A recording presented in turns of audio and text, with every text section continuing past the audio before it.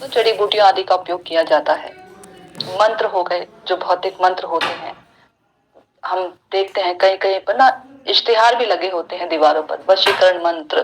किसी का जो है काम धंधा नौकरी नहीं मिल रही है तो उसके लिए मंत्र होते हैं, तुरंत मिल जाएगी। सम्मोहन मंत्र होते हैं, मोहिनी मंत्र होते हैं। किसी की सफलता नहीं हो रही है तो उसको सफलता के लिए उसको मंत्र दिए जाते हैं। उच्चाटन मंत्र होता है, किसी को बहुत दूर भगाने का, किसी को मारने का मारण मंत्र भी होते हैं। स्तंभन मंत्र होते हैं।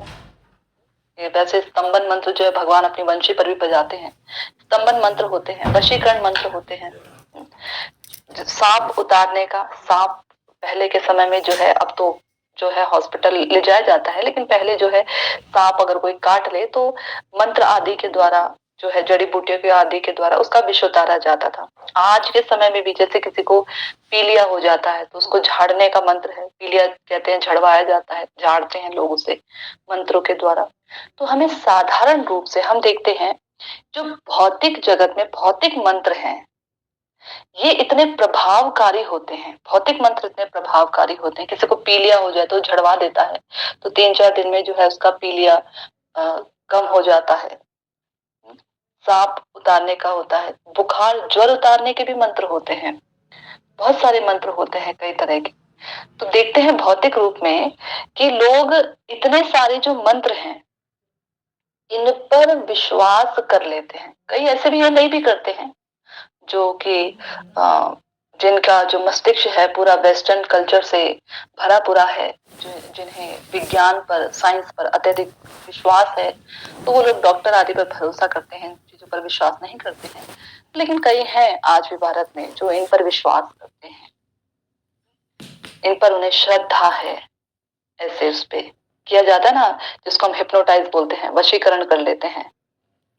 तो इस तरीके से ये सारे मंत्रों पर हमें विश्वास होता है, लेकिन हम भगवान के नाम पर विश्वास उस तरह से नहीं कर पाते हैं। भगवान के नाम पर हमें विश्वास नहीं होता है।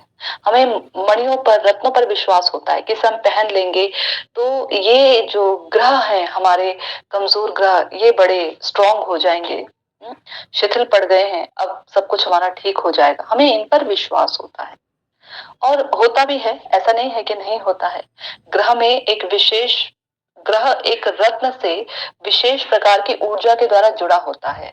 प्रत्येक ग्रह की एक अपना एक रत्न होता है, उसको एक रत्न दिया गया होता है। जैसे भगवान विष्णु जो रत्न पहनते हैं वो कौस्तुभ मणि का रत्न पहनते हैं, कौस्तुभ रत्न पहनते हैं भगवान, है ना। तो ऐसा नहीं है कि भगवान को ये सब मंत्र भगवान किसी ग्रह के उससे पहन रहे हैं, लेकिन ये सारे के सारे रत्न भगवान की सेवा में लगते हैं। कौस्तुभ जो है एक विशेष व्यक्ति का रूप धरकर आते हैं। जैसे एक बहुत सुंदर, ये जो हमारे 12 आलवर हैं, कभी आप जाएं दक्षिण भारत की ओर तो वहां पर 12 आलवर भक्त उत्पन्न हुए थे। उन 12 आलवर में से एक कौस्तुभ मणि का रूप लेकर आए थे, जिनकी बहुत सुंदर कथा है, लेकिन यदि मैं उन्हें सुनाने बैठूंगी तो वो फिर चर्चा थोड़ी दूसरी हो जाएगी। किसी और समय हम उनके विषय में चर्चा करेंगे। बहुत सुंदर उनकी कथा है कौस्तुभ मणि की, मैंने शायद एक बार पहले सुनाई भी। तो जो रत्न है उनमें एक विशेष ऊर्जा होती है और प्रत्येक ग्रह इन ऊर्जा से जुड़ा होता है। तो जैसे कोई व्यक्ति इन रत्नों को पहनता है, मणियों को पहनता है, तो उनके जो बहुत अधिक उग्र होते हैं ग्रह, या जिसके बहुत मंदे चल रहे होते हैं ग्रह, वो ठीक हो जाते हैं, सही हो जाते हैं। मंत्र होते हैं, उनमें एक विशेष प्रकार की ऊर्जा होती है, कंपन के द्वारा ये मंत्र ठीक कर देते हैं। वशीकरण मंत्र होता है, स्तंभित कर देते हैं। उच्चाटन मंत्र होता है, कंपन, शरीर के जो हमारे शरीर में आंतरिक रूप से कुछ ऐसे पॉइंट्स होते हैं जो पॉइंट्स कंपन करते हैं। यदि ठीक ढंग से उन पर ध्यान आदि लगाया जाए, ये योग क्रिया में करते हैं लोग, योगी लोग इसका बहुत अधिक सिद्धि प्राप्ति के लिए इसको कार्य करते हैं। तो आज के समय में भी है जो तमोगुणी उपासना करते हैं, शमशान आदि जगहों पर जाकर उपासना करते हैं। तो ऐसे जो मंत्र हैं, ये मंत्र कंपन के द्वारा जो है अपना प्रभाव दिखाते हैं। जो श्रद्धावान व्यक्ति है वो तो विश्वास कर लेता है, जो अश्रद्धावान व्यक्ति है वो समझ ही नहीं पाता, उसकी साधारण बुद्धि में ये बात घुसती ही नहीं है कि ये जो मंत्र हैं, जो ये मणियां हैं, ये जड़ी बूटियां हैं, ये इतनी सूक्ष्म तरीके से कैसे प्रभाव डालती हैं। जैसे वो हनुमान जी लेकर आए थे, जड़ी बूटी लेकर आए थे, इनको ठीक किया था, लक्ष्मण जी को ठीक किया था, संजीवनी बूटी लेके आए थे, मरे हुए को भी जीवित करवा दिया था, प्राण दान मिल गया था। तो ये सूक्ष्म स्तर पर काम करती हैं, इतने सूक्ष्म स्तर पर काम करती हैं कि ये दिखती ही नहीं है किस प्रकार से काम कर रही हैं। किसी ने मंत्र फूका तो कैसे पता लगेगा मंत्र कैसे काम कर रहा है? करता हुआ तो नहीं दिखेगा। अब डॉक्टर ऑपरेशन करता है तो दिखता है कि कैसे क्या हो रहा है, वो सब तो दिखता है कैसे क्या कार्य हो रहा है। लेकिन मंत्र वगैरह इतने सूक्ष्म स्तर पर होते हैं क्योंकि मन, बुद्धि, अहंकार के स्तर पर ये सारे काम करते हैं।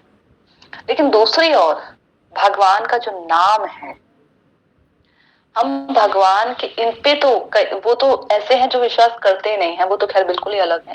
लेकिन कुछ ऐसे भी हैं जो विश्वास करते हैं, लेकिन वो इन पर विश्वास करते हैं। भगवान का जो उन्नत नाम है, जो महिमामय नाम है, उस पर विश्वास, उस पर श्रद्धा वो नहीं करते हैं। भगवान के जप की महिमा को वो अत्यंत कम समझते हैं। इन पर उन्हें विश्वास होता है, लेकिन भगवान के नाम पर उन्हें पूर्ण विश्वास नहीं होता है। भगवान के नाम की महिमा को वो कमतर आंकते हैं। ये जो साधारण मंत्र है, साधारण क्रियाएं हैं, ये मन, बुद्धि, शरीर, भौतिक शरीर इस तक ही सीमित होते हैं। ये इसी को ठीक कर सकते हैं। मन को ठीक कर लेंगे, ग्रह है प्रभाव डालते हैं, मन को ठीक कर लेंगे। भौतिक शरीर में कोई रोग आदि है उसको ठीक कर लेंगे। बुद्धि को ठीक कर लेंगे, किसी की बुद्धि बिगड़ गई है, बुद्धि खराब हो गई है या बुद्धि ठीक ढंग से काम नहीं करती है, उस पर प्रभाव डाल देगा। लेकिन ये मंत्र, ये जो साधारण भौतिक मंत्र हैं, ये जो मणियां हैं, ये जड़ी बूटियां हैं, ये कभी आत्मा पर काम नहीं कर पाती। आत्मा पर तो एक ही वस्तु, एक ही मंत्र काम करता है, वो है भगवान का नाम, चिन्मय नाम। वो आत्मा पर काम करता है। आत्मा का जो रोग है, आत्मा का रोग क्या है? भव रोग आत्मा का रोग है। हम शरीर के रोग को तो देखते हैं, देखिए शरीर जब रोग युक्त रहता है, बीमार होता है, बुखार आ जाता है, तीव्र ज्वर आ जाता है या कोई अन्य बीमारियां लग जाती हैं, बहुत सारी बीमारियां हैं, हॉस्पिटल में बहुत भीड़ लगी रहती है, बहुत तरह की बीमारी है। तो उसमें हर बीमारी में एक विशेष प्रकार की पीड़ा होती है। और क्योंकि हम उस बीमारी को जान पाते हैं, समझ पाते हैं, तो हम उस पीड़ा को भी समझ पाते हैं, हमें ये पीड़ा हो रही है। कोमा में गया व्यक्ति अगर उसको कोई बीमारी हो भी, कोमा में गए हुए व्यक्ति को कोई बीमारी हो भी, तो उसको क्या पता लग रहा है? क्योंकि उसको वो पीड़ा ही नहीं हो रही है, वो उसको समझ ही नहीं पा रहा है, उसे पता ही नहीं लग रहा, उसे बीमारी का ही नहीं पता।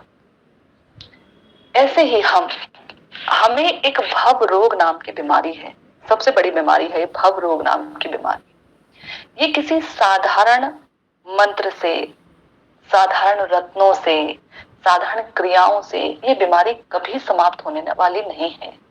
ये बीमारी तब समाप्त होती है जब हम हरि के चरणार बिंदु को पकड़ लेते हैं। हरि के चरण रूपी नौका को जब हम पकड़ लेते हैं तो ये भव रूपी रोग हमारा समाप्त होता है, ये रोग हमारा समाप्त होता है।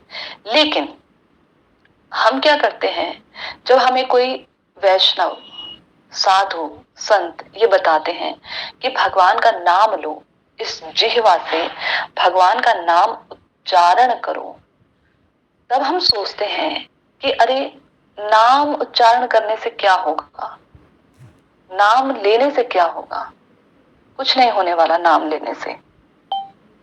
हमें उस पर इतनी श्रद्धा नहीं होती। या कुछ लोग चलो दूसरों की देखा देखी नाम ले भी लेते हैं, या उस समय कथा में उनके अंदर इतना जोश जग भी जाता है, नाम ले भी लेते हैं, लेकिन क्योंकि उचित साधु संग में ना रहने के कारण वो उस नाम को जल्द ही छोड़ देते हैं, या नाम में उनकी शिथिलता आ जाती है। नाम करते हैं लेकिन इधर उधर ध्यान रहता है, कब 16 माला हो गई पता ही नहीं लगता, पता ही नहीं लगता।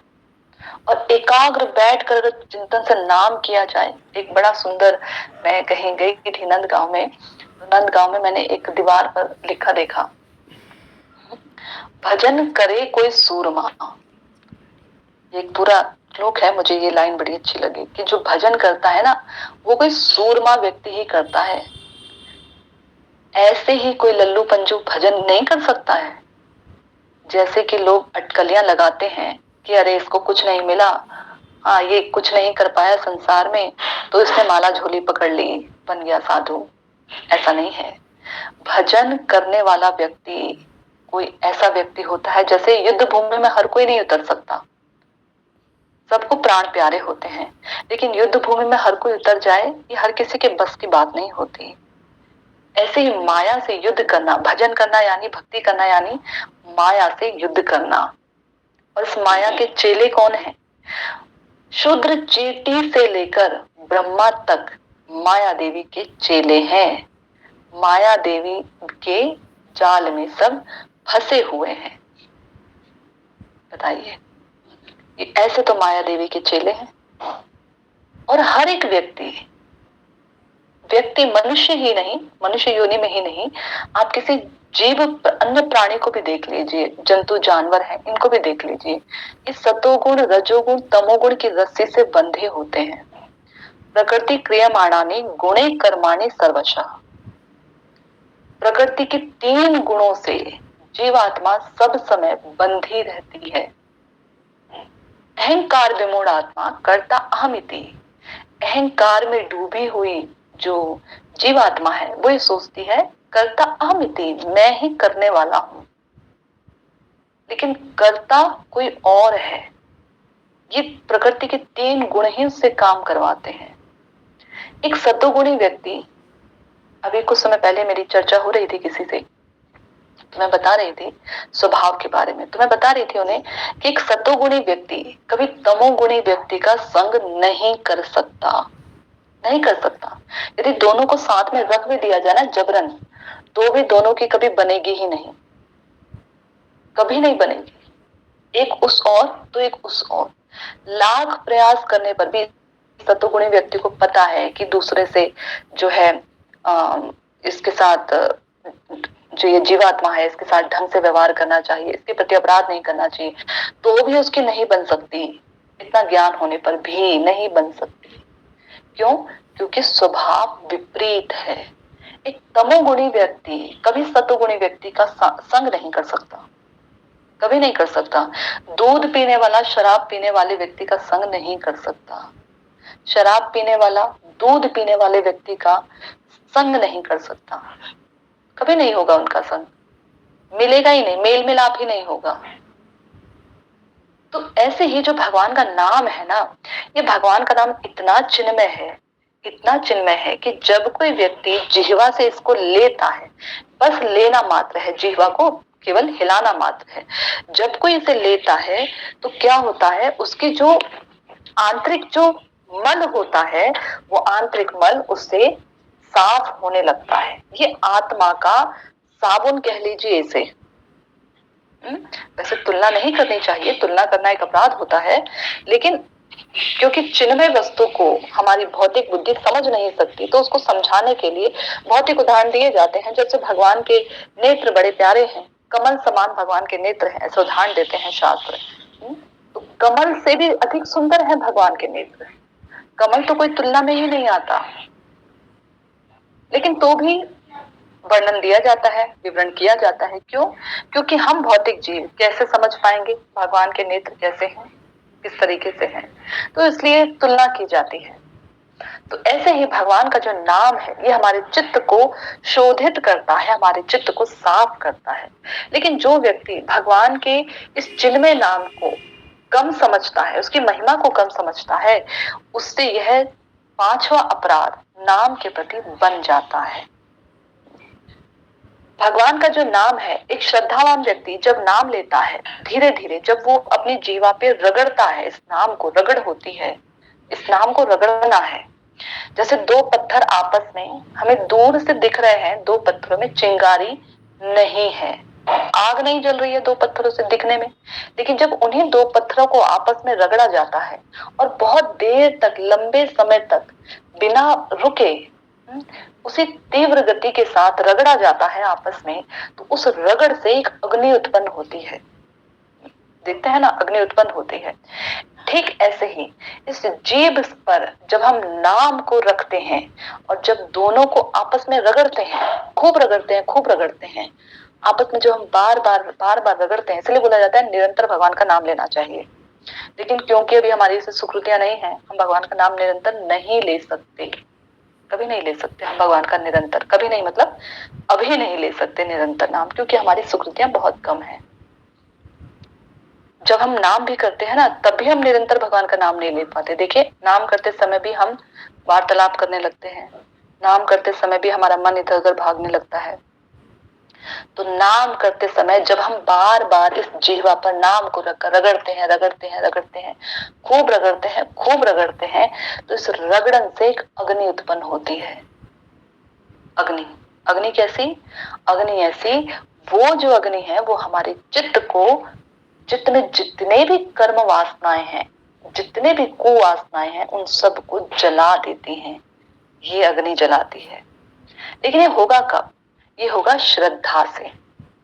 श्रद्धावान है भक्ति अधिकारी। श्रद्धावान व्यक्ति ही भक्ति का अधिकारी होता है, अन्य कोई व्यक्ति भक्ति का अधिकारी नहीं होता। भक्ति के लिए क्या आवश्यक है? भक्ति के लिए दो ही चीजें आवश्यक हैं, एक होना श्रद्धा और दूसरा होना मनुष्य योनि। मनुष्य योनि प्राप्त करने के बाद भी यदि श्रद्धा प्राप्त नहीं की तो भक्ति नहीं हो सकती, भक्ति नहीं हो सकती। तो इसलिए मनुष्य योनि मिल जाए उसके बाद श्रद्धा का होना अत्यंत आवश्यक है। इसीलिए साधु संत जो है भगवान को अत्यंत प्रिय होते हैं। क्यों? क्योंकि वे हमें श्रद्धा रूपी बीज प्रदान करते हैं। हमें कहीं और से ये भक्ति की श्रद्धा रूपी बीज कहीं से नहीं मिल सकता, साधुओं से हमें भक्ति की श्रद्धा रूपी बीज मिलता है। और फिर उस बीज को तो हमने ही उगाना है, उसका रक्षा हमें ही करनी है, उसको खाद पानी कितना चाहिए कितना नहीं चाहिए वो सब हमें ही देखना है, तो फिर उसकी रक्षा हमको करनी पड़ती है। अब रक्षा हम सब समय तो उसकी रक्षा कर नहीं सकते हैं, सब समय उसे टकटकी लगा के बीज को कैसे देखें, तो क्या किया जाता है, उस पर बाड़ा लगाया जाता है उसके आसपास, ताकि कोई जीव जंतु आकर उसको खा ना जाए, कोई कुचल ना दे पैरों से। बीज है, दिख नहीं रहा है भैया, अभी तो कोई पैर रख देगा, चलता रहा चलता हुआ व्यक्ति पैर ना रख दे, खराब ना हो जाए, तो क्या किया जाता है, बाड़ा लगाया जाता है, बाड़ लगाई जाती है। और वो बाड़ा क्या है? वो है साधु संत। भक्तों के संग में ही हरि नाम उपजता है। एकाकी आमार नाही पाए बल, हरि नाम संकीर्तन। एक मुझ में इतना बल नहीं कि मैं प्रभु आपका नाम कर सकूं, मुझ में इतना बल नहीं। आप मुझे भक्तों का संग प्रदान करें। आमी तो कंगाल, मेरे पास सुकृतियों की कमी है, मैं कंगाल हूं, सुकृतियां नहीं है मेरे पास। पूरे जन्म की खूब ढेर ढेर टन टन सुकृतियां हो, तो मैं उस बल पर साधु संग करूं, उस बल पर मुझे नाम पर श्रद्धा हो जाए, बिना किसी अनर्थ के, बिना किसी अपराध के, मैं बस अनर्थों की मेरी निवृत्ति हो जाए, फिर मैं निष्ठा, रुचि, आसक्ति, भाव और फिर प्रेम के पायदान पर पहुंच जाऊं। आमी तो कंगाल, मैं कंगाल हूं। और कैसे मैं धनी कैसे बनूंगा? कृष्ण कृष्ण बलि, कृष्ण कृष्ण बोलकर मैं धनी बनूंगा। इससे क्या होगी, मेरी सुकृतियां एकत्र होंगी और फिर किसी जन्म में जाकर मुझे साधु संग प्राप्त होगा। एक बात हमेशा याद रखिए, बिना साधु संग के, उन्नत साधु संग के, हम कभी इस भव संसार से बाहर नहीं निकल सकते। हमें उन्नत साधु संग का जब आश्रय प्राप्त होगा, वो साधु जब हमें स्वीकार करेंगे, तभी हम इस भव सागर से बाहर निकल सकते हैं बिना किसी परिश्रम के। उससे पहले हम केवल परिश्रम करेंगे, लेकिन भगवान क्योंकि जब हमारे उस परिश्रम को देखते हैं तो वो हम पर कृपा करते हैं। कैसे कृपा? साधु कृपा। साधु भेजते हैं हमारे लिए, संत भेजते हैं। जो संत क्या करते हैं? अब हम बोलते हैं साधु संग करो, साधु संग करो, साधु संग करो, क्या मतलब होता है? शास्त्र कहते हैं ना, साधु संग करो, साधु संग करो। क्या मतलब है साधु का? मतलब भक्तों के संग में रहना, उनके संग में बैठ के खाना पीना और यहाँ वहां की चर्चा करना, इसको साधु संग बोलते हैं? नहीं, ये साधु संग नहीं है।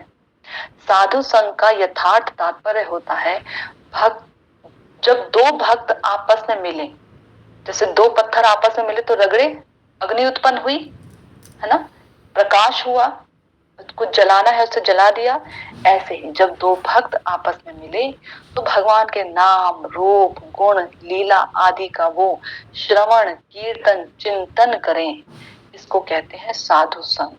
उस संग में जो अग्नि उत्पन्न होती है, वैराग्य की अग्नि, संग में भगवान का भजन करने की जो अग्नि उत्पन्न होती है, उस अग्नि से हम भगवान के प्रति और आगे बढ़ते चले जाते हैं। हम खूब कथा सुनते हैं, लेकिन उस कथा को सुनने के बाद हमारे हृदय में भगवान का भजन करने की कोई लौलुकता जागृत नहीं होती है, तो कहीं गड़बड़ है। या तो कथा ठीक से कानों से हमने सुनी नहीं एकाग्र चित्त होकर, या तो यहाँ गड़बड़ है, या तो कथा सुनाने वाले में गड़बड़ है, या फिर श्रद्धा में गड़बड़ है। कहीं तो कुछ गड़बड़ है, क्योंकि भगवान की कथाएं वैराग्य उत्पन्न करती हैं। भगवान की कथाएं खींचती हैं भगवान की ओर। अगर नहीं हो रहा है तो कुछ गड़बड़ है। यही देखने के लिए, यही सोचने के लिए हमें बोला जाता है इतनी उन्नत बुद्धि मिली है, मनुष्य बुद्धि मिली है। ये बुद्धि इसलिए नहीं मिली है कि शादी में आज हम कौन सा कपड़ा पहन कर जाएं, कैसे बन कर जाएं, हम कौन से रेस्टोरेंट में जाएं, कहाँ हम घूमने जाएं, कहाँ हम अपनी छुट्टियां बिताएं, क्या हम करें, कैसी हम नौकरी करें, कितना हम पढ़ें। इसलिए नहीं मिला है ये उन्नत बुद्धि, इसलिए नहीं मिली है किसको कैसे काटें, इसलिए नहीं मिली है। ये उन्नत बुद्धि मिली है सोचने के लिए कि ये बुद्धि भगवान के विषय में क्यों नहीं सोचती है। ये बुद्धि इसलिए मिली है कि ये बुद्धि ये सोचे कि कैसे भगवान में एकाग्र हो, कैसे से भगवान से प्रीति हो। सारे शास्त्रों का, वेदों का निचोड़ है भगवान में आसक्ति। यदि हमारी भगवान में आसक्ति नहीं हो रही है, नाम करने पर, कथा सुनने पर आसक्ति नहीं हो रही है, अर्चन करने पर, तो इसका मतलब कहीं कुछ गड़बड़ है। वो गड़बड़ हमें ढूंढना है। तो इसलिए नाम के प्रति, नाम की महिमा को हमें बिल्कुल कम नहीं समझना है। नाम अपने समय पर, एक समय होता है काल, यो तो नाम सब प्रकार के कालों से ऊपर होता है। लेकिन जैसे बीज होता है, बीज उसका एक समय होता है कि वो समय पर फलीभूत होगा, ऐसे नाम समय पर फल प्रदान करता है।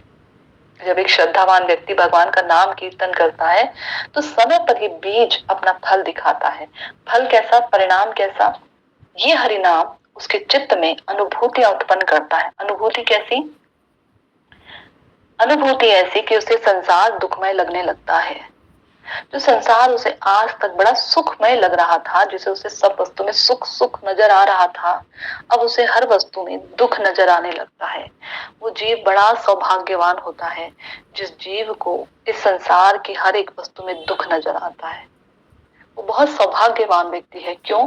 क्योंकि उस दुख के बाद वो आनंद का अनुसंधान करने लगता है, आनंद की खोज करने लगता है। आनंद कहाँ है, कहां पर है आनंद? तो ये दुख है। दुख का उसको अनुभव होना आवश्यक है व्यक्ति को, हर एक व्यक्ति को। जब तक हमें किसी वस्तु में दुख अनुभव नहीं होगा, हम उस वस्तु को नहीं छोड़ सकते। मन का एक स्वभाव है हमारे, जब तक मन को जिस वस्तु में रुचि लगती है, मन उसको नहीं छोड़ सकता। जितना प्रयास कर लो, बार बार घूम के मन उधर ही जाएगा, बार बार उधर ही जाएगा। मन को जब वह वस्तु लगती है कि हाँ ये मेरे लिए हानिकारक है, ये मेरे लिए अच्छी नहीं है, ये मुझे दुख देती है, मन उधर जाना छोड़ देगा।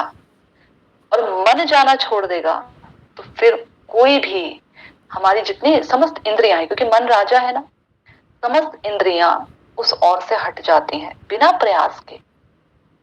अभी हम कहते हैं ना हमारा भजन में मन नहीं लगता, बार बार विषयों की ओर हमारा मन चला जाता है, क्योंकि मन को वो चीजें अच्छी लगती हैं, मन को उसमें दुख की अनुभूति नहीं हुई है, इसलिए।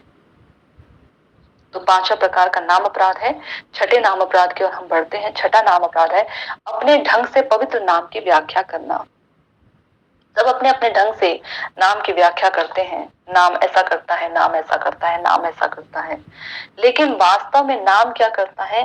नाम की 7 क्रियाएं चैतन्य महाप्रभु ने बताई हैं अपने मुख से। चैतन्य महाप्रभु कौन है?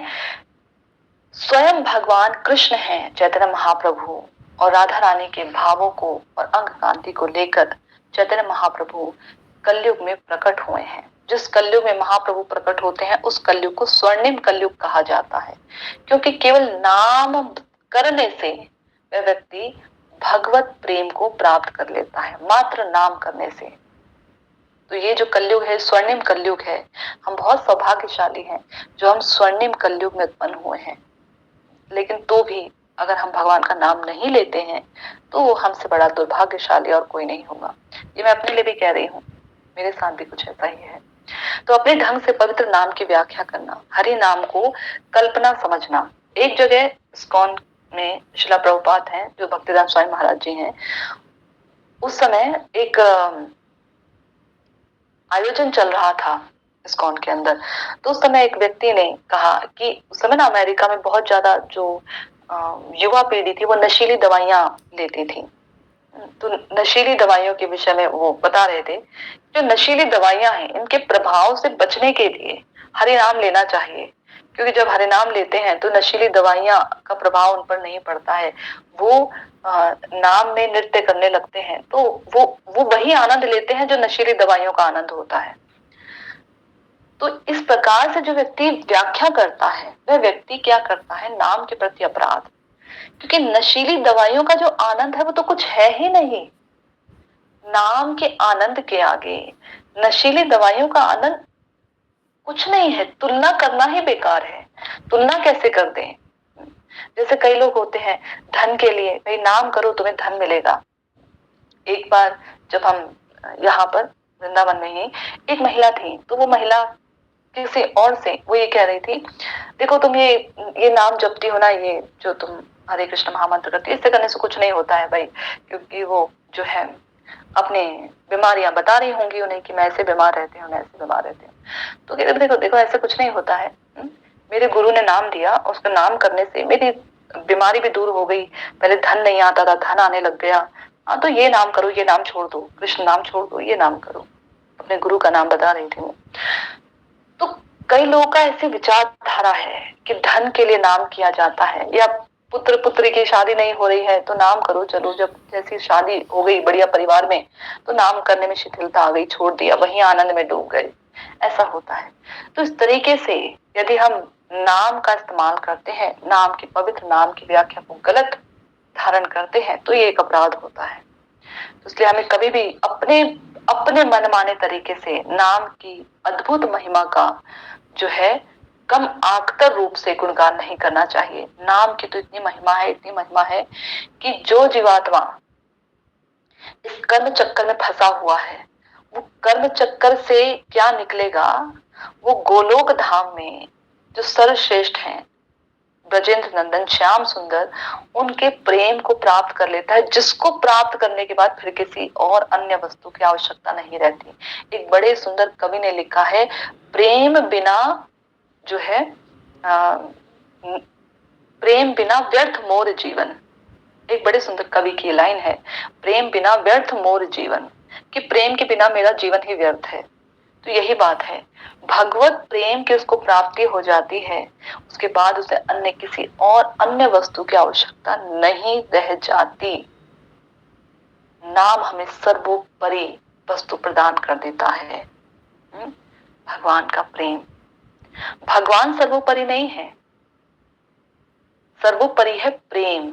इस प्रेम में ही भगवान बंध जाते हैं। अब कोई व्यक्ति बंध जाए तो वो सर्वोपरि कैसे हो सकता है? सर्वोपरि तो वो हुआ जिसने बांधा। भगवान सर्वोपरि नहीं है, प्रेम सर्वोपरि है। हम लोग भगवान के पीछे नहीं डोल रहे हैं संसार में, हम लोग प्रेम के पीछे संसार में डोल रहे हैं। हमें प्रेम चाहिए, प्रेम चाहिए। एक भक्त दूसरे भक्त से सोचता है ये हमें प्रेम दे, प्रेम से हमसे पूछे भाई कैसा चल रहा है, सब कैसा चल रहा है भजन, प्रेम पूछे। दुत्कार एक लात मारकर हमें दूर फेंक कर, ऐसा कौन चाहता है? कोई नहीं चाहता।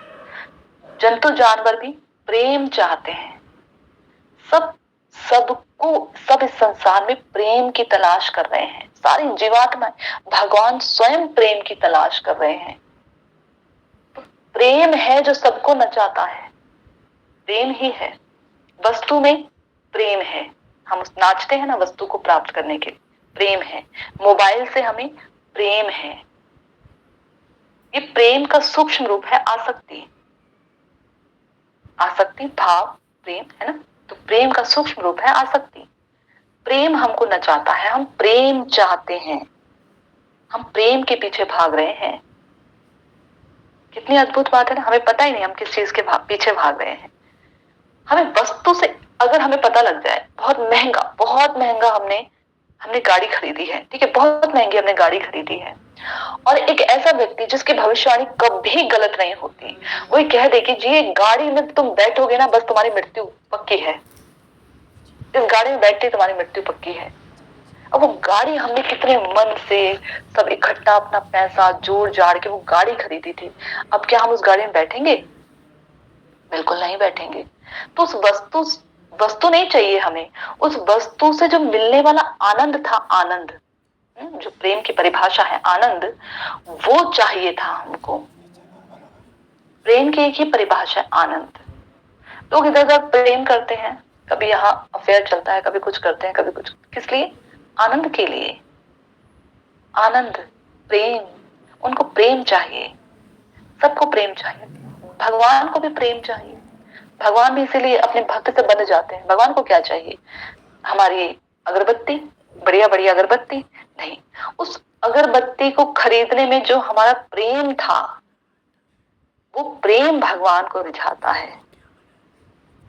भोग जो हम भगवान के लिए भोजन बनाते हैं वो चाहिए भगवान को, वो रोटी सब्जी सूखी, वो उससे भगवान प्रसन्न होते हैं? नहीं, उस सूखी रोटी सब्जी को बनाते समय, उन्हें भोग लगाते समय जो प्रेम था, वो प्रेम खाते हैं भगवान।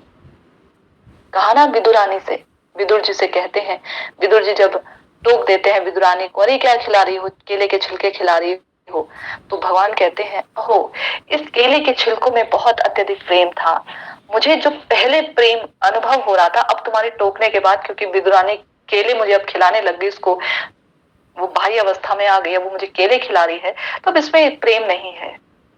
प्रेम, भगवान को प्रेम चाहिए, हर एक जीवात्मा को प्रेम चाहिए। सोचिए भगवान को प्रेम चाहिए तो हम उन्हीं के तो संतान हैं, तो हमको प्रेम नहीं चाहिए? हमको भी प्रेम चाहिए, लेकिन हम क्या करते हैं? प्रेम गलत जगह पर ढूंढते हैं। हम यानी आत्मा सोचती है, क्योंकि हमने देह से अपना संबंध बनाए रखा है, हम ये सोचते हैं हम ये फला फला वस्तु हैं, हम ये फला फला व्यक्ति हैं, तो हम सोचते हैं कि हम ये जो आत्मा है, आत्मा सोचती है कि इस शरीर को प्रेम, इस शरीर को कुछ मिल रहा है तो हाँ इससे मुझे प्रेम प्राप्त होगा। शरीर खुश है ना, इसका मतलब इसमें खुशी है। आत्मा ये सोचती है, हम ये सोचते हैं शरीर को कुछ मिल रहा है, शरीर खुश है, मन खुश है, तो इसका मतलब इसमें प्रसन्नता है। तो आत्मा क्योंकि अपने आप को देह मान लेती है, तो उसी वस्तु में, उसी व्यक्ति में खुश हो जाती है। ये परेशानी हो जाती है हमारे साथ में। इसलिए अपने ढंग से पवित्र नाम की व्याख्या हमको नहीं करनी चाहिए। उसके बाद है 7वां नाम अपराध है, नाम के बल पर पाप करना। नाम के बल पर जो है पाप करते हैं, और ये अपराध हम बहुत करते हैं, नाम के बल पर पाप करने का। कैसे? देखिए, अपराध की 3 अवस्थाएं होती हैं। अपराध करते हैं हम, क्यों करते हैं? अविद्या के कारण। अविद्या यानी आत्मा अपने को देह मानती है, शरीर मानती है, बताया ना, आत्मा अपने को शरीर मानती है, इसलिए शरीर से संबंधित वस्तु, व्यक्ति में वो आनंद लेती है। आत्मा को लगता है अच्छा इस व्यक्ति से मुझे आनंद मिलेगा, अच्छा इससे आनंद नहीं मिल रहा, इससे मुझे आनंद मिलेगा, इस वस्तु से मुझे आनंद मिलेगा, मुझे मेरे मोबाइल से, मुझे मेरे बेड से, मुझे मेरे घर से, मुझे मेरी कार से, मुझे मेरी नौकरी से, मुझे मेरे सगे संबंधियों से, मुझे मेरे बच्चों से, पत्नी से, पति से आनंद मिलेगा।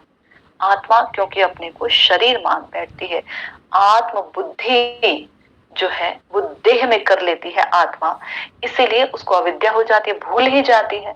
क्या भूलती है वो? कि वो वो भगवान की, उस सच्चिदानंद प्रभु की अपनी निज संतान है।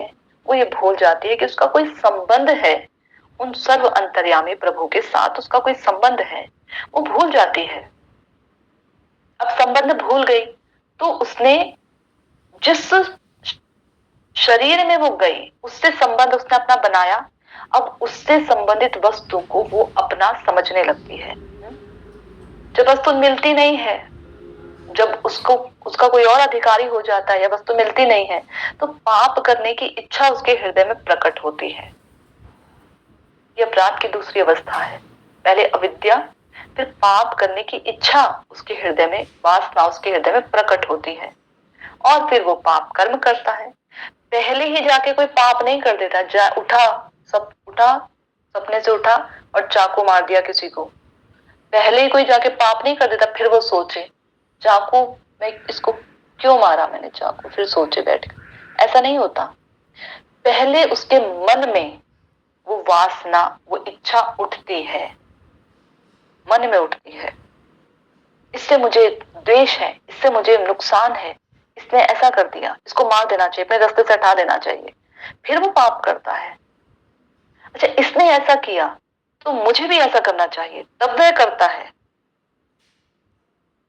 तब वह करता है। पहले ही जाकर कोई नहीं कर देता है, पहले कर दिया फिर बाद में सोचे बैठकर, फिर उसके हृदय में वासना उत्पन्न हो, ऐसा नहीं होता है। पहले वासना उत्पन्न होती है, फिर वह पाप कर्म में लिप्त होता है। तो ये अपराध की तीन अवस्थाएं हैं। पहले हम भूल जाते हैं हम कौन हैं। कौन है तो हम देह से संबंधित वस्तु को अपना मानने लगते हैं, फिर वो चाहे कोई संबंध हो, चाहे वो वस्तु हो, चाहे वो कोई स्थान हो, कुछ भी हो, उससे संबंधित चीज को हम अपना मानने लगते हैं। फिर उसमें कोई बीच में खलल पड़ जाता है हमारे आनंद में, तो फिर हम हमारे हृदय के अंदर उसको प्राप्त करने की इच्छा, जिसको हम कर्म इच्छा बोलते हैं, वो पैदा होती है, वासना पैदा होती है। ये हमें बांध देती है। क्यों? क्योंकि जब हमारे हृदय में वासना उत्पन्न होगी तो हम जरूर कुछ ना कुछ करेंगे। खाने की इच्छा उत्पन्न हुई तो व्यक्ति खाना बनाएगा, खाएगा। कई होते हैं ना, बाहर से, आज तो मेरा बाहर से खाने का मन है, अच्छा चलो ऑर्डर कर देते हैं। मन में पहले ऑर्डर किया, फिर सोच रहा है बाहर से खाएंगे, ऐसा नहीं होता है। पहले हृदय के अंदर आया, फिर उसने वो काम किया। तो ऐसे ही अपराध भी हो जाते हैं। तो नाम के बल पर व्यक्ति पाप करता है। कैसे?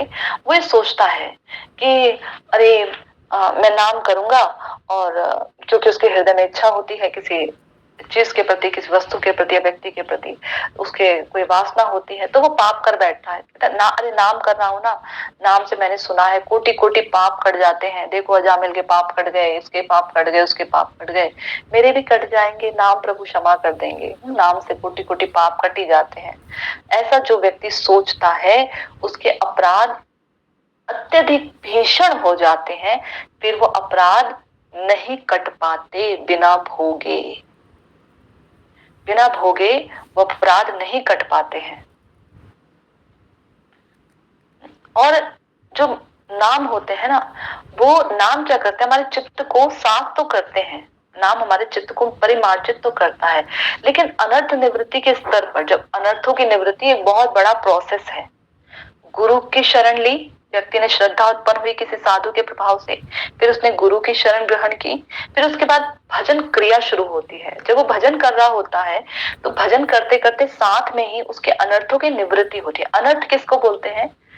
जो भी भगवान से जुड़ा नहीं है वो सब अनर्थ है। जो कृष्ण की प्रसन्नता से जुड़ा नहीं है वो सब अनर्थ है, सब अनर्थ है, सब कुछ अनर्थ है। यहां तक कि अगर हम भक्ति के उसके नियमों का, भक्ति के उनका पालन कर रहे हैं, लेकिन वो भगवान से संबंधित नहीं है, भगवान के उसमें किंचित मात्र भी हम प्रसन्नता नहीं देख रहे हैं, तो वो भी अनर्थ है। अनर्थ कैसा? क्योंकि वो हमें भाई जागतिक वस्तु प्रदान करेगा, भौतिक वस्तु प्रदान करेगा वो हमें, और भौतिक सुख सुविधा प्रदान करेगा। इसका मतलब वो हमारे चित्त को भगवान से हटाकर फिर से भोग वासना में लगाएगा, और भोग के कारण ही हम पाप कर्म करते हैं या पुण्य कर्म करते हैं, और फिर पाप पुण्य से हम ऊपर नीचे ऊपर नीचे ऊपर नीचे 84 लाख योनियों में चलते रहते हैं।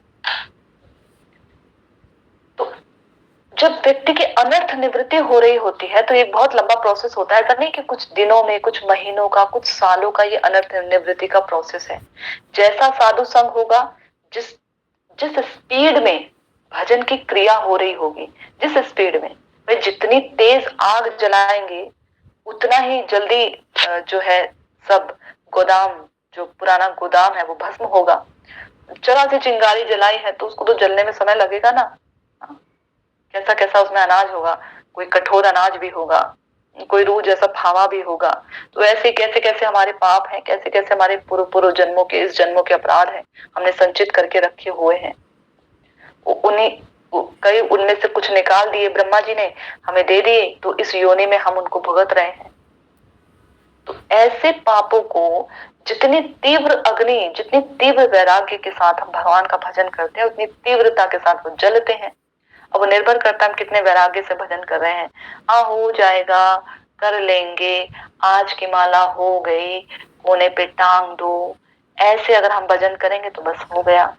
अरे 2 माला कर ली हमने, बहुत बड़ा काम कर लिया हमने, 4 माला कर लिया, अरे बहुत हो गया, आज तो थक गए, आज तो हम। अब ऐसे होगा तो वो जलने की, अनर्थों की निवृत्ति, समाप्त होने की जो प्रगति है वो भी वैसे ही होगी। बस जिसने ठान लिया है इस जन्म में मुझे भगवत प्रेम की प्राप्ति करनी ही करनी है, और कोई भी वस्तु, व्यक्ति सामने आ जाए, मुझे सबको हटा देना है, ऐसा व्यक्ति ही भगवान को प्राप्त कर सकता है तीव्रता के साथ। ऐसा व्यक्ति ही। तो जो अनर्थ निवृत्ति का जो स्तर चलता है, तो उसके भक्त के जो नया व्यक्ति होता है, उसके कुछ पाप की वासनाएं हृदय में होती ही है। तो उन वासनाओं के कारण वो कभी कभी चिंतन करता है अपने पूर्व पापों की, चिंतन करता है। तो जब कभी कोई कुसंग उसके जीवन में आ जाता है, कोई भी कुसंग, उस कुसंग के प्रभाव से वह पूर्व प्रवृत्तियों में लौट आ जाता है। तो उसका संयोगिक पतन भी हो जाता है, कोई पतन हो जाता है उसका, कुछ समय के लिए पतन हो जाता है उसका। हाँ, तो वह व्यक्ति जो पाप कर रहा है वो उसका कृष्ण नाम जो है उसका परिमार्जन कर देंगे। लेकिन कोई व्यक्ति जानबूझकर जानता है ये पाप है और इस पाप का ये दंड है, फिर भी वह हरिनाम कर रहा है और ये सोचकर कर रहा है कि ये पाप तो क्षीण हो ही जाएगा ना, कोई बात नहीं, उसको पाप करने में कोई ग्लानि महसूस नहीं हो रही, उसको कोई पश्चाताप नहीं हो रहा है। एक तो व्यक्ति होता है जो अज्ञानतावश पाप कर रहा हो, उसको तो चलो क्षमा ही है। लेकिन कोई व्यक्ति जानबूझकर पाप कर रहा है और पाप करने के बाद उसको कोई ग्लानि महसूस नहीं हो रही, उसको कोई दुख नहीं हो रहा है, ऐसे व्यक्ति का अपराध भीषण हो जाता है। अब कोई स्वभाववशतः पाप कर रहा है, स्वभाव में है, वो नहीं छोड़ पा रहा है, उसको मालूम है, ज्ञान है उसको ये पाप है, लेकिन स्वभाव में उसके ऐसा है कि उस पाप से बचने का बहुत प्रयास करता है, फिर उसी पाप को कर जाता है 2 दिन बाद, 4 दिन, फिर छोड़ता है, फिर दोबारा करता है, फिर छोड़ता है, फिर दोबारा करता है। ऐसे व्यक्ति को तो भगवान परिमार्जित, नाम प्रभु परिमार्जित कर देते हैं। लेकिन जिस व्यक्ति को पाप करने के बाद कोई दुखी नहीं हो रहा है, उसको कोई ग्लानि महसूस नहीं हो रही है, ऐसे व्यक्ति को नाम प्रभु कभी क्षमा नहीं करते हैं। ये पाप उसका भीषण हो जाता है। इस पाप के कारण उसके हृदय को जो रस है, भक्ति रस है, भक्ति जब तक रस में नहीं बदलती है तब तक भक्ति हमको बोझिल लगती है, उबाऊ लगती है। ये भक्ति रस उसका सूख जाता है। ठीक है, तो इस प्रकार से जो नाम के बल पर पाप नहीं करना चाहिए। जैसे कि हम देखते हैं राजा भरत थे, तो वो अपने पुत्र पौत्र आदि सबको छोड़कर आए। आगे ये प्रसंग सभी को मालूम है, इसलिए इसमें इतना डिटेल में मैं नहीं जाऊंगी। जो राजा भरत थे, उन्हें अपने पुत्र पौत्र पे बहुत प्रेम था, लेकिन तब भी उन्होंने नव यौवन की अवस्था में उन सबको छोड़ दिया और एक छोटे से हिरण में वो आसक्त हो गए थे। तो उस समय राजा भरत भाव अवस्था के प्रारंभिक स्तर पर पहुंच गए थे। तो ऐसा सोचना, ये जो कुसंग है ना, इसलिए हमें इससे सब समय बचने का प्रयास करना चाहिए। भक्ति में जो सबसे बड़ी बाधा है वो ये कुसंग ही हमें अपराध कराते हैं, कुसंग ही हमें अपराध करवाते हैं। वैष्णव अपराध करवाएं, गुरु अपराध करवाएं, चाहे अन्य किसी जो भागवतीय वस्तु है उसके प्रति अपराध करवाएं, ये सारे अपराध हमें कुसंग करवाते हैं। जैसा हम संग करेंगे वैसी ही हमारी रति मति बनेगी। ये सारे अपराध हमें कुसंग करवाते हैं। किसी वैष्णव अपराधी व्यक्ति का संग कर लो जो वैष्णव की निंदा करता रहता हो, हाँ, जो सब समय जो है वैष्णव में दोष बुद्धि रखता रहता हो, दोष ही ढूंढता रहता हो, ऐसे व्यक्ति का संग कर लो। धाम धाम के प्रति दोष बुद्धि रखता हो, धाम के व्यक्ति के प्रति दोष रखता हो, गारंटी है उसकी बातें सुनने के बाद आप भी धाम, नाम, भगवान, साधु, संत, इनके प्रति आप निंदा करना शुरू कर देंगे। आपकी दोष दृष्टि उत्पन्न हो जाएगी। पहले दोष दृष्टि उत्पन्न होगी, फिर निंदा करेंगे आप। पहले दोष दृष्टि उत्पन्न होगी। ये कुसंग है।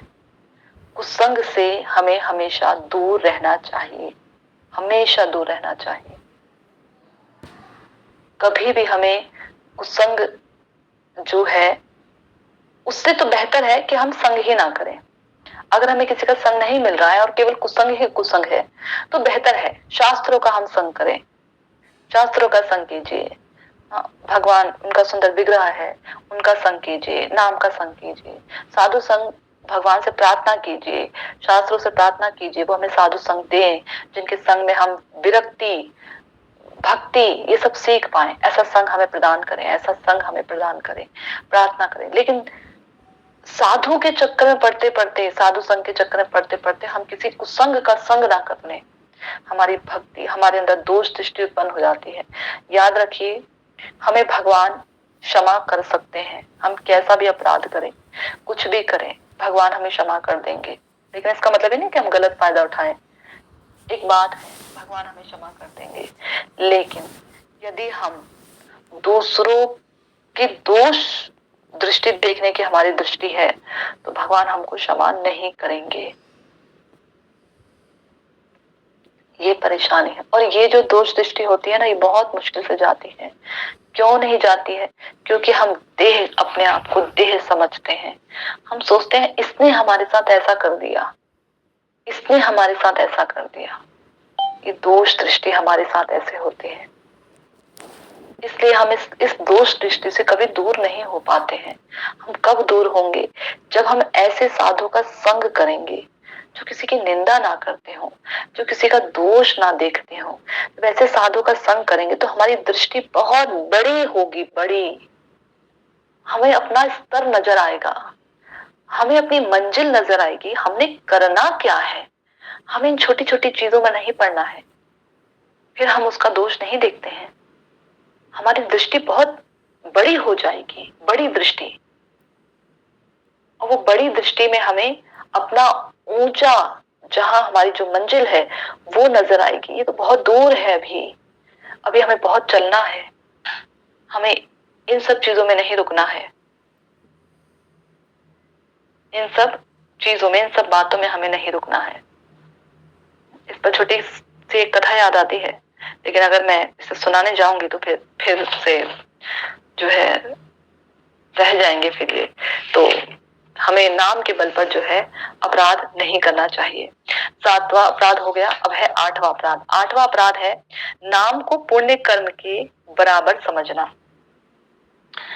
पुण्य कर्म, पुण्य कर्म किसे कहते हैं? दान करना, तीर्थों में स्नान करना, यज्ञ करना, व्रत, तरह तरह के व्रत रखना, तप करना, अन्न का दान करते हैं लोग, वस्त्र का दान करते हैं लोग, पाठशाला निर्माण करते हैं लोग, जगह जगह कुएं खुदवा देते हैं, पानी की व्यवस्था कर देते हैं। आप देखेंगे परिक्रमा मार्ग में बहुत लोग, जैसे भीषण गर्मी आ जाती है ना, तो बहुत लोग जो है पानी का जो है प्याऊ लगवा देते हैं, टैंकर लगवा देते हैं। परिक्रमा करने वाले लोग पानी पीते हैं। अभी जब निर्जला एकादशी आएगी जून के समय में, आप देखेंगे तो बहुत लोग जगह जगह पर प्याऊ लगते हैं, भारत में बहुत जगह लगता है। हाँ, तो ये सब क्या है? ये सब पुण्य कर्म है, सब पुण्य कर्म है। अब इन पुण्य कर्म, ये जो पुण्य कर्म होते हैं, पाप कर्म ले लो या पुण्य कर्म ले लो, दोनों ही, ये दोनों ही हमारे मन, बुद्धि, अहंकार, शरीर तक ही सीमित होते हैं बस।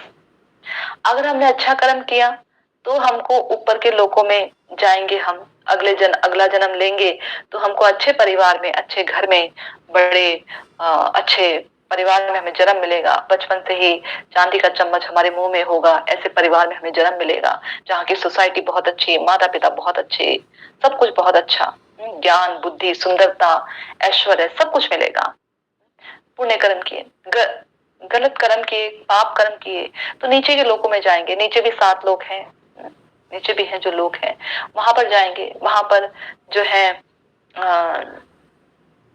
पाप कर्मों का फल, जब वो जन्म लेगा तो उसको बीमारियां, गरीबी, बचपन से ही वो हाय हाय भोजन के लिए, एक समय के वक्त के भोजन के लिए कभी ये मजदूरी करना, कभी यहाँ भागना, कभी वहां भागना, कभी चोरी करना, ये सब करेगा। उसको उसको फुर्सत ही नहीं होगी कि वो भगवान के विषय में सोच सके, सुन सके।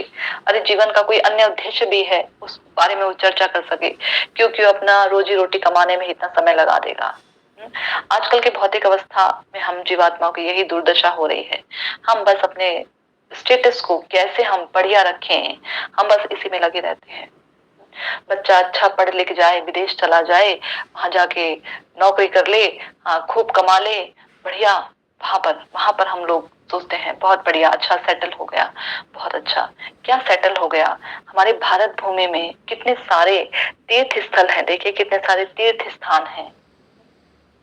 ऐसा व्यक्ति जब बाहर चला जाता है तो जब भारत में आता है तो पता, अरे यहाँ कितना पॉल्यूशन है, अरे यहाँ कितनी धूल धक्कड़ है, यहाँ कितना भीड़ भाड़ है। सोचिए क्या सेटल हो गया वो बच्चा बाहर जाकर? कोई सेटल नहीं हुआ है बाहर जाकर। दुख की बात है, दुख की बात है। भारत भूमि से उसको निकाला कर दिया। भारत में जन्म लेने के लिए देवी देवता लोग तरसते हैं, और हमने क्या किया? अपने बच्चे को पढ़ा लिखा कर बोला सेटल हो गया, बाहर विदेश में सेटल हो गया, बढ़िया कमा रहा है, बहुत बढ़िया, बहुत अच्छा है। इसको सेटलमेंट नहीं कहते हैं, ये तो दुख की बात है। भारत से बाहर चला गया, कहा भारत के तीर्थ स्थलों में वो आता जाता, स्नान करता, तीर्थ नदियों में, धाम में आता, परिक्रमा करता। इसको ये है वास्तविक सेटलमेंट, तो ये है। क्यों? क्योंकि जन्म जन्म की सेटलमेंट हो रही है उसकी। और अभी क्या किया? बाहर चला गया। बाहर का वातावरण कितना दूषित है। मुश्किल से एक आध कुछ हैं जो हमारे स्वयं प्रपात जी हैं, उनकी कृपा है कि उन्होंने बाहर प्रचार करवाया है, तो कुछ मंदिरों में ऐसा होता है। लेकिन वास्तव में देखा जाए तो बाहर की आबो हवा, जैसे हम कहते हैं ना, धाम की तो आबो हवा ही कितनी अच्छी है, कितनी उसकी हवा में ही भक्ति है। धाम की हवा में ही कुछ अलग है, आनंद है, आनंद है। ऐसे बाहर की हवा, वहां क्या आनंद है? वहां भोग है, बुद्धि भोग में सराबोर रहती है तरह तरह से। ऐसा तो है, तो क्या आनंद है? वहां पर कोई आनंद नहीं है। और हम कहते हैं सेटलमेंट हो गया, सब सेटल हो गया, हमारा बच्चा पढ़ लिख कर सेटल हो गया, उसको हम सेटलमेंट कहते हैं। भोग में हमारी प्रवृत्ति इतनी लगी रहती है कि शरीर को कितना सुख देना है, कैसे सुख देना है, हम ऐसा क्या करें कि ये शरीर हमारा सुखी हो जाए। बस खूब पैसा बर्बाद करते हैं पार्लर में बैठकर। इस जो शरीर है इसको हम ये सजा संवरा रहे, खूब इधर उधर जाते हैं, बढ़िया बढ़िया महंगे महंगे वस्त्र हम पहनते हैं, बहुत बढ़िया। इसको हम कहते हैं कि हाँ ये कुछ है सोसाइटी में रहने लायक, इसको हम कहते हैं सोसाइटी का व्यक्ति। और जो भगवान का भजन कर रहा है, धूल धूसरित है, लेकिन नाम की मस्ती में विभोर है, भगवान के लिए रो रहा है, भगवान का नाम ले रहा है, वो उसके आनंद को हम पहचान ही नहीं पाते, उसका स्तर क्या है, उसके उसके अंदर इतनी आत्मिक शांति कैसे है? हम इतना भोग करते हैं, उसके बाद भी हम शांति महसूस नहीं कर पाते हैं। और ये व्यक्ति रूखी सूखी मधुकरी करके खाता है, कैसे वस्त्र मैले कुचैले पहने हैं, ऐसे ऐसे रहता है जटाजूट धारण किए हुए। और ये आनंद में कौन सा इसे आनंद मिल रहा है जिसमें शांति का अनुभव कर रहा है? ऐसा हम सोच ही नहीं पाते हैं। हम इतना भोगने पर भी, बढ़िया बढ़िया पूरे पकवान खाने पर भी, बढ़िया हमारा स्टेटस, बढ़िया घर गाड़ी, एसी में हम लोग रहते हैं, सुबह उठे तो एसी में, गाड़ी में गए तो एसी में, आए तो घर में एसी में, सब जगह हम लोग सुख सुविधा में रहने के बावजूद भी अंदर जो हमारी तपन है वो क्यों नहीं शांत होती? कभी हम इस पर विचार नहीं करते हैं। हम अब देखिए ना, अब गर्मी शुरू हो जाएगी तो लोगों के घरों में एसी चल जाएंगे, कार में जाएंगे तो कार में एसी चल जाएंगे, एसी चलाओ जी, एसी चला देंगे। हाँ, घर में एसी, कार में एसी, ऑफिस में एसी, सब जगह एसी। बाहर की तपन से वो बचने का प्रयास करते हैं, उसको ठंडक देते हैं, शरीर को ठंडक। लेकिन जो अंदर हम तप रहे हैं, जो देही तप रही है आत्मा, उसको हम कभी ठंडक देने का प्रयास नहीं करते हैं। वो कैसे ठंडी होगी हम इस बारे में कभी नहीं सोचते हैं, कभी नहीं सोचते हैं। और उम्र निकल जाती है, फिर हम जब पीछे मुड़ के देखते हैं बुढ़ापे में, तो हम कहते हैं हाय, ये हमारे बच्चे, ये हमारे संतानें हमारी तो सुनती ही नहीं है, बुढ़ापे में हमारी तो करती ही नहीं है, हमारे बारे में तो कुछ सोचती ही नहीं है। अरे जब तुमने अपने विषय में सोचने का समय था, वो समय तो तुमने भोग में निकाल दिया। और अब तुम कह रहे हो कि हमारे बारे में कोई नहीं सोचता। तब हम बुढ़ापे में दुखी होते हैं, कोई हमसे बात नहीं करता, अरे हम पूरे पूरे दिन भर अकेले बैठे रहते हैं। काहे का अकेलापन? यदि यदि भगवान के विषय में हम अनुरक्त होते जवानी में, क्या है प्रहलाद महाराज ने कहा, कुमार अवस्था से भजन प्रारंभ कर देना चाहिए, बचपन से जवानी में जाके भजन जवान हो जाना चाहिए, और बुढ़ापे में जाके भजन सिद्ध हो जाना चाहिए। ऐसा तो होना चाहिए। और हम क्या करते हैं, बुढ़ापे में भजन करेंगे। बुढ़ापे में भजन होता है? बुढ़ापे में तो अपने ही शरीर की चिकचिक लगी रहती है, घर परिवार की चिकचिक लगी रहती है, इसने ऐसा कर दिया, उसने ऐसा कर दिया, तुमने ऐसा नहीं किया, तुमने ऐसा नहीं किया, सैकड़ों शिकायतें लगी रहती हैं। भजन होता है बुढ़ापे में? भजन वजन नहीं होता है। जितनी उम्र बढ़ती चली जाती है, देखना शिकायतों का तांता भी बढ़ता चला जाता है। बच्चे को छोटी सी चीज खरीद के दे दो, वो शांत हो जाता है। बड़े को चीज खरीद के दे दो, वो शांत नहीं होता। उसकी दूसरी परेशानियां शुरू हो जाती। शुरू क्या होती है, लगी रहती है लाइन से। जैसे जैसे उम्र बढ़ती चली जाती है, शिकायतों का तांता भी बढ़ता चला जाता है। शिकायतें कम नहीं होती हैं, बढ़ती चली जाती हैं, बढ़ती चली जाती हैं, कभी समाप्त नहीं होती है शिकायतें। और हम इसी में आनंद लेते हैं। बड़ी अचरज की बात है, जिसमें हमें दुखी होना चाहिए, हम उसमें सुख का अनुभव करते हैं, हमें सुख लगता है। अभी देखिए उम्र हमारी कितनी हो गई है, और अभी तक हमें रोटी सब्जी में सुख लगता है। ये सब्जी ऐसी बनी है, ये सब्जी ऐसी बनी है, ये सब्जी ऐसी बनी है, तुमने ऐसी रोटी बना दी, तुमने वैसी रोटी बना दी। अभी तक हम यही करते आए हैं। अभी तक हमारी दृष्टि इतनी, देखिए दोष कितना है। मुंह से बोल रहे हैं महाप्रसाद की जय, महाप्रसाद है, महाप्रसाद है, और दोष देख रहे हैं हम। अरे ये सब्जी ऐसी बनी है, ये सब्जी ऐसी बनी है, अरे तुमने थोड़ा सा कम पकाया है, अरे आज मिर्च तुमने बहुत ज्यादा कर दी है। मुंह से बोल रहे हैं प्रसाद है, बोल भी रहे हैं, मतलब आदत से पक गए हैं, बोल रहे हैं प्रसाद है। अप्राकृतिक वस्तु में प्राकृत वस्तु का हम बोध कर रहे हैं, बुद्धि वही है प्राकृत, मुंह से बोल रहे हैं केवल। ऐसी हमारी दुर्दशा है। तो जो नाम है इसको पुण्य कर्म के बराबर नहीं समझना चाहिए। क्यों? क्योंकि पुण्य और पाप कर्म केवल इस शरीर तक संबंधित है, लेकिन भगवान का नाम वो चिन्मय है, वो असीमित है, वो हमारी आत्मा से संबंधित होता है, हमसे संबंधित होता है। और पाप और पुण्य कर्म हमें धर्म, अर्थ, काम, मोक्ष, मोक्ष तक भी दे सकते हैं ये सब चीजें, लेकिन भगवान का प्रेम ये चीजें हमें कभी प्रदान नहीं करती। इसलिए जो लोग ये शिक्षा देते हैं, अरे खूब दान पुण्य करो, ये करो, वो करो, लेकिन नाम के प्रति उनका विश्वास नहीं होता, ऐसे लोग अपराधी होते हैं, ऐसे लोग अपराधी होते हैं। जैसे नरोत्तम दास ठाकुर जी जब नाम कर रहे थे तो उनके गुरु लोकनाथ गोस्वामी भी नाम कर रहे थे, तो एक बाहर से प्यासा व्यक्ति आता है, पानी मांगता है, जल दे दो, जल दे दो, बहुत भीषण गर्मी है, प्यास लग रही है। नरोत्तम दास ठाकुर जी के कान में आवाज पड़ती है, उठते हैं, माला छोड़कर और उन्हें पानी दे देते हैं। लोकनाथ गोस्वामी क्या कहते हैं?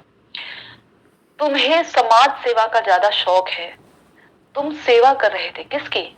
राधा गोविंद की तुम सेवा कर रहे थे, उनकी सेवा छोड़कर तुम्हें समाज सेवा में ज्यादा इंटरेस्ट है। तुम एक काम करो, अभी समाज सेवा ही करो, अभी तुम मेरे पास मत रहो। इसमें तो खैर एक तत्व है इसमें, लेकिन बाहरी रूप से वो शिक्षा दे रहे हैं कि नाम प्रभु की सेवा छोड़कर हम भी ऐसे ही करते हैं। छोटी छोटी चीजों में देखो, पानी गिर रहा है मोटर में से, टंकी बंद करनी है, नाम प्रभु छोड़कर चलने लग गए। उस हाथ का हम इस्तेमाल बखूबी करते हैं, जो उंगली हम बाहर निकालते हैं तर्जनी उंगली नाम से, उसका हम दूसरी सेवा में उपयोग करने के लिए इस्तेमाल करते हैं। तो हम भी ऐसा ही करते हैं, वो सेवा को हम निम्न समझते हैं, नाम प्रभु की सेवा को, बाकी सेवा को हम उनके बराबर या उससे उन्नत समझते हैं, उसको हम सर्वोपरि करते हैं। तो एक अपराध होता है। ऐसे हम कई अपराध करते हैं, और जब तक इन अपराधों से हम नहीं बचेंगे तब तक हम कभी भी भागवत भजन नहीं कर सकते, कभी हम उन्नत नहीं हो सकते, हमारा स्तर जो है वो कभी बढ़ेगा नहीं। इन अपराधों के कारण ही जो है हमारा जो भजन है वो बिल्कुल शिथिल पड़ जाता है, भजन करने में आसक्ति नहीं रहती, भजन करने में हमारा मन नहीं लगता है, इन्हीं अपराधों के कारण। तो इसलिए जो है हमें प्रयास करना चाहिए कि हम इन सब से, इन जो हमारे अपराध हैं, इनसे हम बचने का प्रयास करें। यदि हम इनसे बचने का प्रयास नहीं करेंगे तो फिर हमारी जो भक्ति है वो भी हमें हमारी भक्ति नहीं बढ़ेगी। 2 प्रश्न आए हैं, वो ऑडियो रिकॉर्डिंग में है, मैं थोड़ा सा इसको म्यूट करके रिकॉर्डिंग सुनती हूँ, थोड़ा सा समय दीजिए।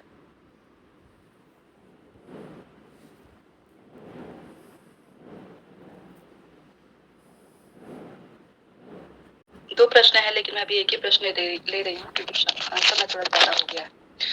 प्रश्न है ये कि इन्होंने एक कथा में सुना था कि पाप और पुण्य जो होते हैं वो प्रारब्ध बन जाते हैं और जो प्रारब्ध होता है उनको भोगना ही पड़ता है। तो इसका क्या अर्थ होता है?